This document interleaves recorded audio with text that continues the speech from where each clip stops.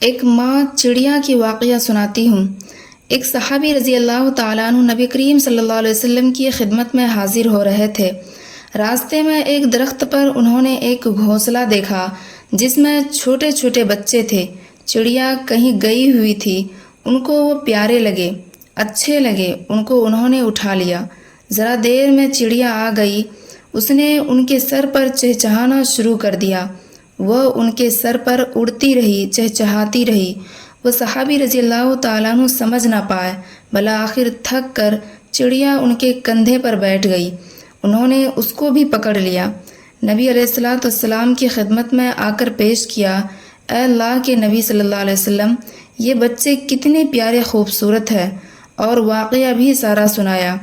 نبی صلی اللہ علیہ وسلم نے بات سمجھائی کہ ماں کے دل میں بچوں کی اتنی محبت تھی کہ پہلے تو یہ تمہارے سر پر اڑتی رہی، فریاد کرتی رہی، میرے بچوں کو آزاد کر دو، میں ماں ہوں، مجھے بچوں سے جدا نہ کرو، مگر آپ سمجھ نہ سکے۔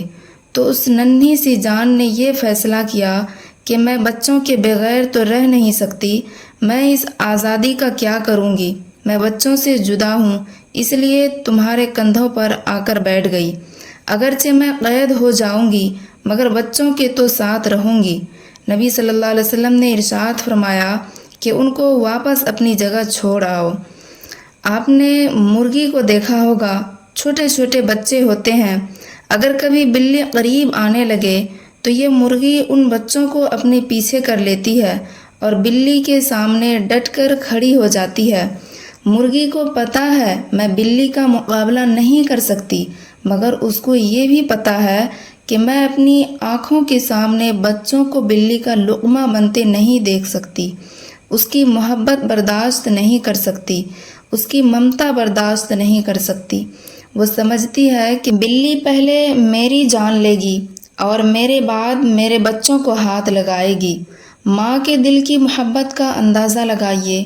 انسان تو بالآخر انسان ہے، عقل دید اور دانش رکھنے والا ہے، لیکن یہ چڑیوں کے دل میں اللہ تعالیٰ نے کتنے ممتا رکھے ہیں۔